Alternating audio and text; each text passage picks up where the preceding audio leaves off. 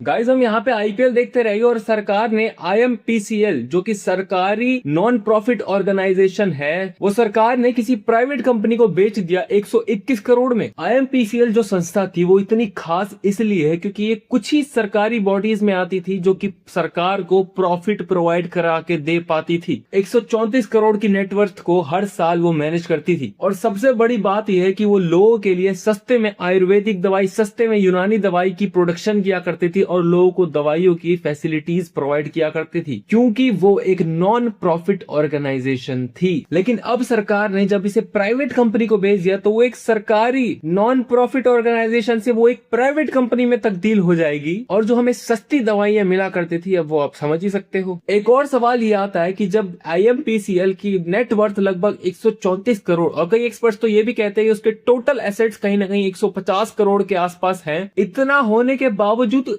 121 करोड़ में क्यों बिक गई? गाइस क्या अब आपको समझ आ रहा है कि हर साल सरकारी नौकरियां क्यों कम होती जा रही हैं? क्योंकि भाई सरकार के बस की नहीं हो रही खुद भी कुछ मैनेज कर पाना। स्ट्रेटेजिक डिसइन्वेस्टमेंट के नाम पे अपनी प्राइवेट कंपनीज को बेच दो और जो बची कुची सरकारी नौकरियां की वैकेंसी आती है उनमें सारे पेपर लीक हो जाते हैं। कभी कोई बिहार में लीक करा देगा, कोई यूपी में लीक करा देगा। बच्चे प्रोटेस्ट करें नीट के लिए, एसएससी के लिए, तो उनके ऊपर वाटर कैनन चला दो। मतलब उल्टा चोर कोतवाल को डांटे। और मुझे समझ नहीं आता कि जितने भी ये टेंडर सरकार निकालती है बड़े बड़े, ये सारे एक दो लोगों को ही क्यों जाते हैं भाई?